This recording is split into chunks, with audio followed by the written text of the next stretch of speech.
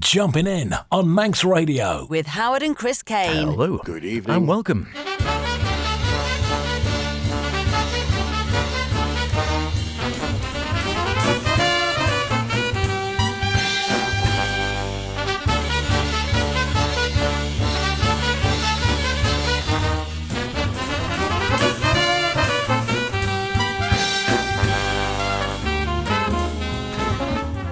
Back again like the proverbial bad penny, except we're not a bad penny, we're a good dollar, as they say.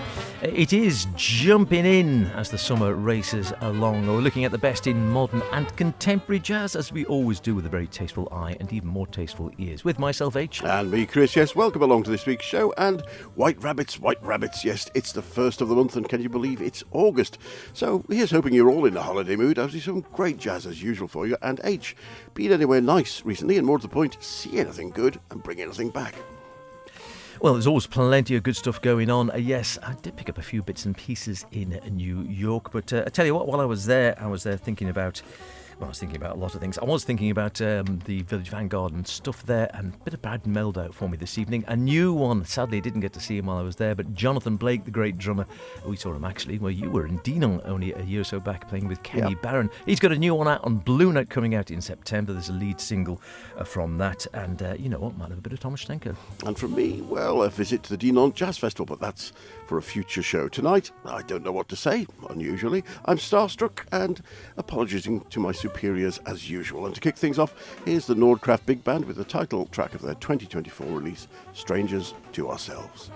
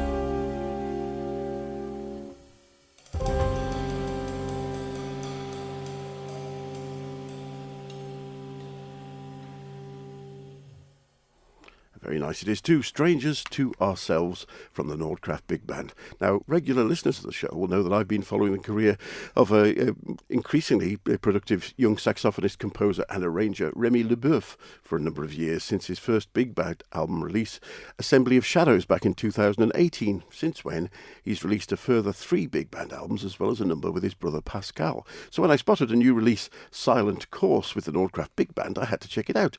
Well, after a little digging, I found that Remy is now actually the conductor, arranger and composer in residence with the Denmark Makes Big Band, and they also had a 2024 release, which was the title track we just heard with a solo from Remy, and very good it is too. So I'll save the new release for another show, but if you're new to this man's wonderful understated programmatic writing, I suggest you give any of these releases a go and you won't be disappointed.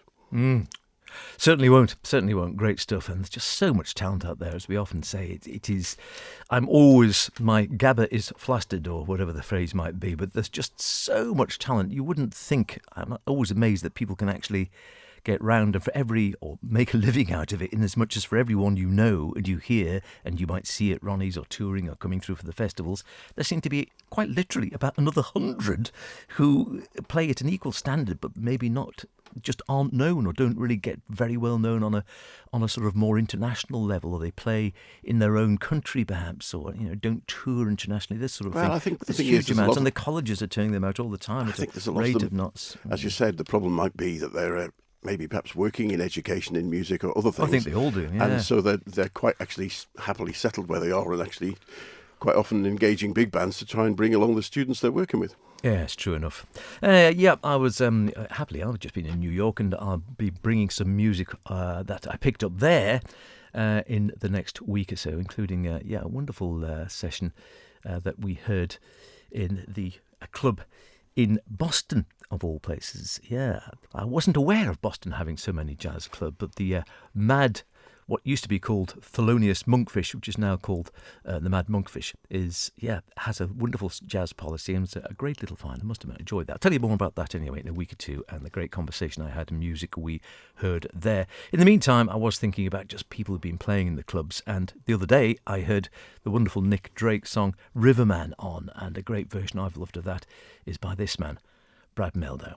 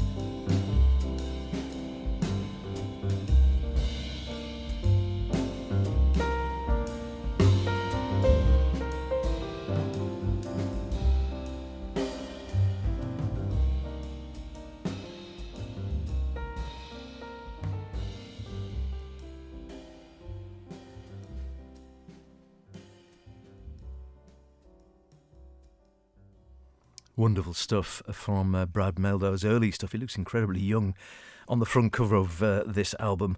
Brad Meldau's songs, The Art of the Trio. It wasn't volume 1, it was volume 3, and yet terrifyingly it was 1998, so well over a quarter of a century ago. No wonder he looks quite young there. Yes, like the rest of it, he's aged a bit over a quarter of a century. Back in the day, and of course when he had Larry Grenadier on bass, still with him in his trio, and Jorge Rossi on drums. He later replaced with Jeff Ballard after Jorge moved on to do some other things on his own projects. But I think they have played again quite recently, if memory serves correct. I've always loved that trio, I must admit, and some of the versions of the songs they did there, terrific. He did indeed do a live one at the Village Vanguard, but any of those early Brad Meldau CDs, the Art of the Trio series, of which I think he did volumes, he certainly did 4 if not 5 volumes from memory, are all worth checking out. And that one, Songs, has some great stuff on it. Song and exit music for a film, I think a piece by Radiohead, Bewitched, Bothered and Bewildered, Young at Heart, and the wonderful Nick Drake song. I think I said River Song before, River Man, of course, which is any version of Riverman. I think it's just a cracking melody, that one. Lovely stuff. Enjoyed that. And yes, it'd be nice to see Brad again at some stage. You know, when he's playing next in the UK, we'll keep my eye out.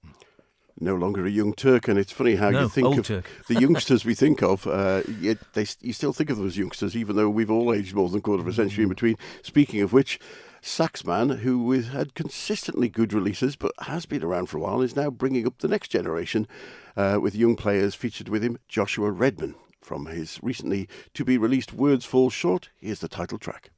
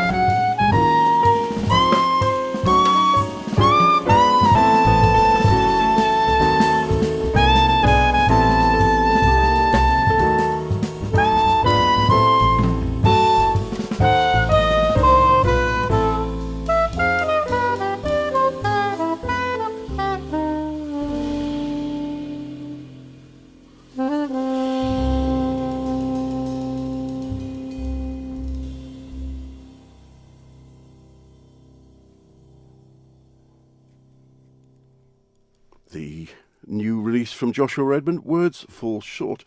In building a new rhythm section, Redman said he found himself drawn to younger players he had recently encountered. Bassist Philip Norris and drummer Nazir Ilbo came forward first, and Redman quickly knew he'd made the right moves.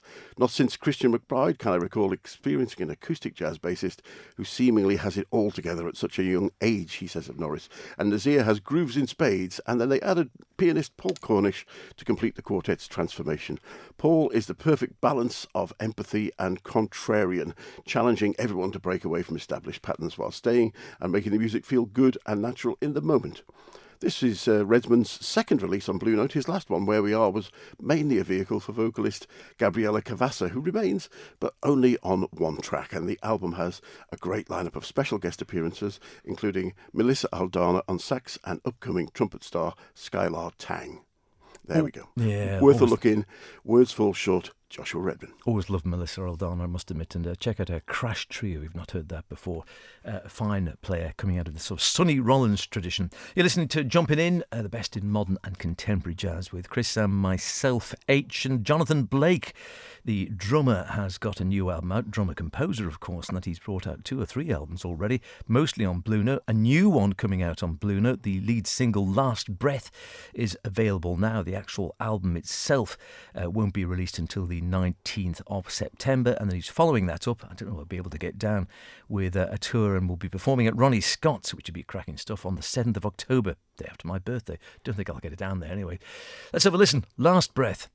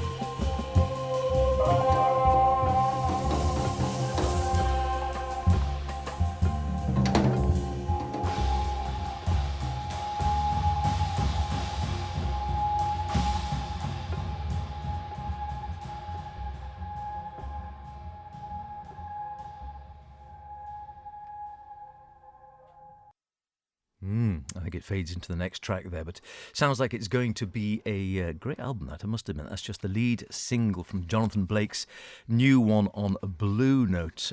The album, or at least the track, is called Last Breath. And his new album is going to be called My Life Matters. And as you might gather from that, it's picking up on the sort of Black Lives Matter campaign and that long tradition of protest albums started perhaps by the likes of Max Roach and the likes.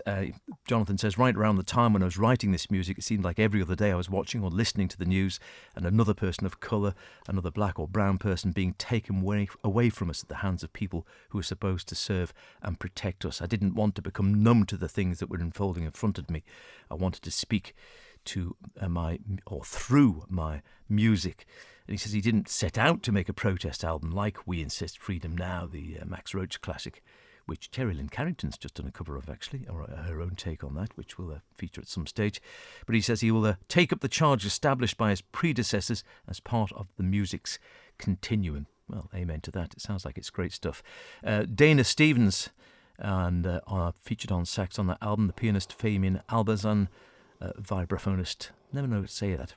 It is vibraphonist, isn't it? Vibraphonist. Vibes player. Vibes player, that's easier. Shalon Baker. Desron Douglas on bass. John, of course, himself on drums and composer. And guests DJ Jahi Sundance and vocalist Bilal. And as I say, he'll be at Ronnie Scott's on the 7th of October. The album itself is coming out on the 19th of September. And also, I should say, a cracking previous, his debut album on Blue Note, Homeward Bound, is going to be reissued as part of the Tone Poet vinyl series on the 5th of December. Make a great Christmas present. Now, an old friend of the show, but in a new setting, and nonetheless, I think, a welcome addition to her extensive catalogue of work. Here's the Altantic Jazz Collective with a track from their debut album, Seascape, and I'll let you guess who the vocalist. Here's Distant Star.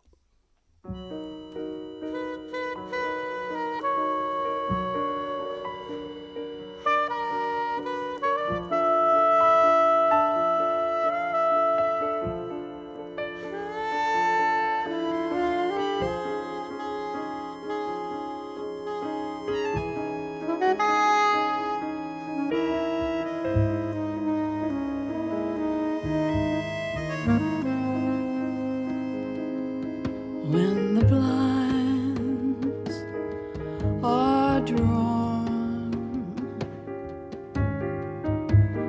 and I recall my thoughts whenever I saw you smile and your light shone out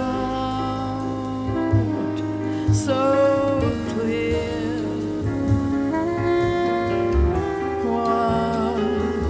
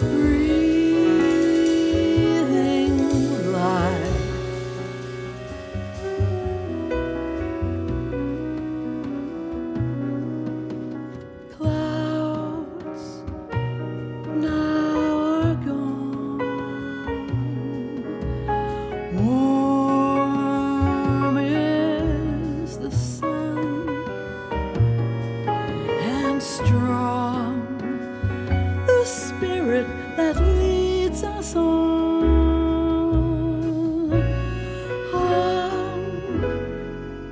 and on.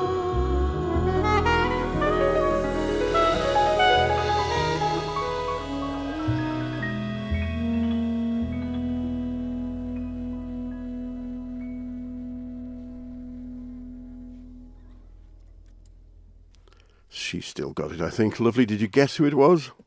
Well, it was Norma, isn't it? Norma. It was. Yeah, Norma lovely, Wilson, lovely. Norma Winstone, Very who, of distinctive course, voice, isn't she? fantastic and very easily identifiable voice. Over the years, she sang with Ian Carr's Nucleus, of course, famously with Azimuth, with her husband at the time, the late John Taylor, and Kenny Wheeler, and many other albums that have been featured on since with Kenny Wheeler, big band, and multiple other settings. But fantastic. The Atlantic Jazz Collective, featuring Juno Award winners Mike Burley and Florian Höfner, along with acclaimed bassist Jim Vivian.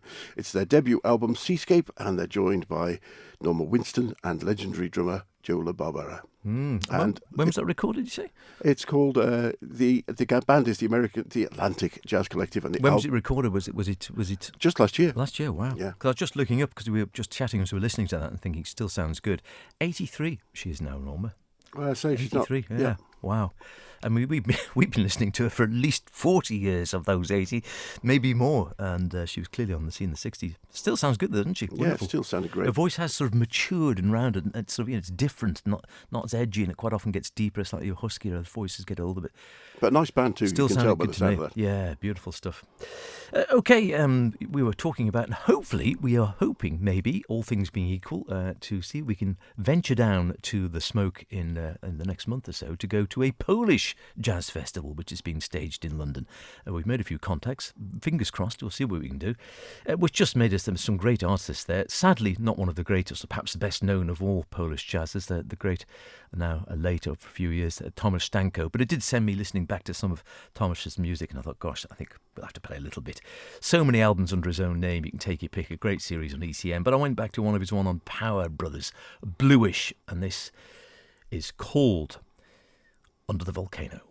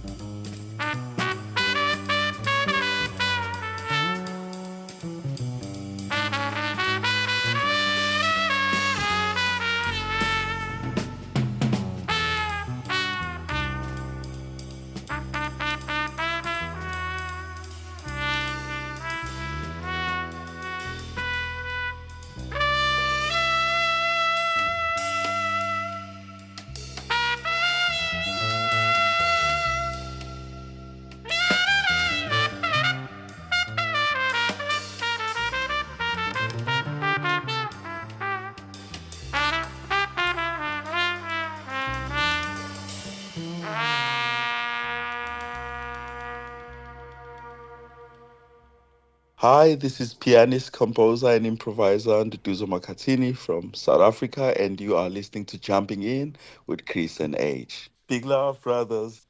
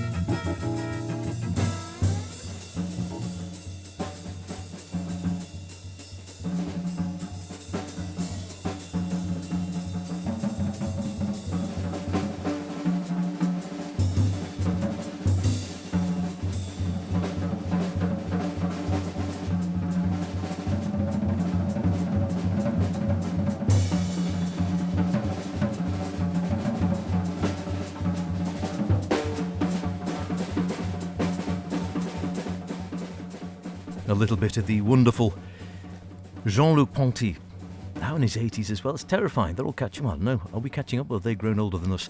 I'm sure he was only about 20 the last time I looked. When he was 20s, this was recorded back in the 1960s with Daniel Lemaire on drums, Eddie Louis on the organ. Terrific stuff from Homer Louis Ponty Volume 2. And before that, we did indeed hear the late, great Tomasz Stanko with Jon Christensen on drums, Harold Anderson on the bass. You're just saying it, there's another Tomasz Stanko one coming out. There's one still just due out in the next month or so, and we'll undoubtedly be featuring that Copenhagen Sessions Volume 1. Well, that is sadly just about it. Where does the time go? It's unbelievable. We just have a track from one of my favourite trios, I'd say, probably. And in fact, this 2023 album, the website Jazz Views International, Tim Larson, the writer there, says, "Sorry Boss, the Daniel Carlson's 7th album release, is probably my favourite piano release of 2023. And Carlson said the album is for people who are still happy to have a normal work week, even though it might be dull, boring, or indeed sometimes stressful. The album is called Sorry Boss. The Daniel Carlson Trio, Daniel Carlson on piano and keyboards, Christian Sparing on double bass, and Frederick Rundqvist at the drums. And from it, the title track, Sorry Boss." Sorry, boss, indeed. Okay, see you in a couple of weeks. Bye for now.